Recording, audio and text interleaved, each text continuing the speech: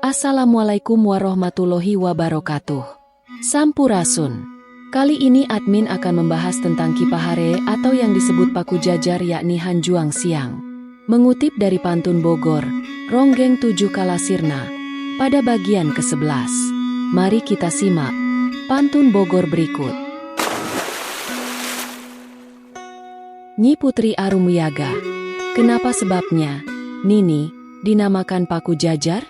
Lalu bagaimana rupa Kipahare?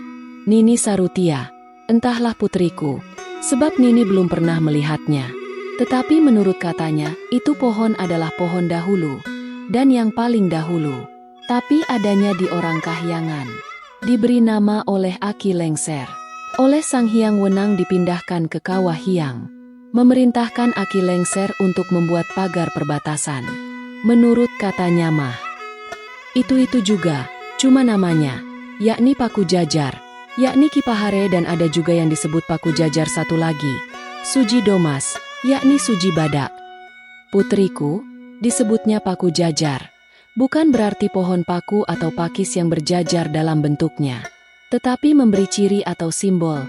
Paku, artinya penguat, jajar, artinya menelusuri, penguat untuk menelusuri. Mereka yang masih penasaran ingin mengembalikan yang hilang terseret zaman, hilang karena pekerjaan pendengki. Kalau Kipahare, putriku pohonnya dalam bentuknya, pohonnya itu juga, cuma pohonnya beda di pucuk, memayungi dalam bentuknya. Bentuk daun yang masih pucuk persis daun suji, tapi rupa daun yang tua persis daun hanjuang. Makanya menurut katanya, dalam pantun Aki Lengser Paku Jajar disebutnya Hanjuang Siang. Dari bait pantun tersebut kita bisa mengetahui bentuk dan rupa bagaimana Kipahare atau Hanjuang Siang yang memiliki ciri disebutkan dalam pantun.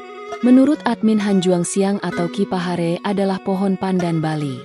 Karena dari bentuk serta ciri-ciri yang digambarkan mengacu pada tumbuhan ini. Kemudian tumbuhan ini memiliki pucuk seperti daun suji, yang tua persis daun hanjuang, dan kemudian bentuknya yang memayungi, serta jika muncul kembangnya seperti mahkota. Berikut pohon yang dimaksud. Terima kasih. Semoga informasi ini bermanfaat. Wassalamualaikum warahmatullahi wabarakatuh. Sampurasun.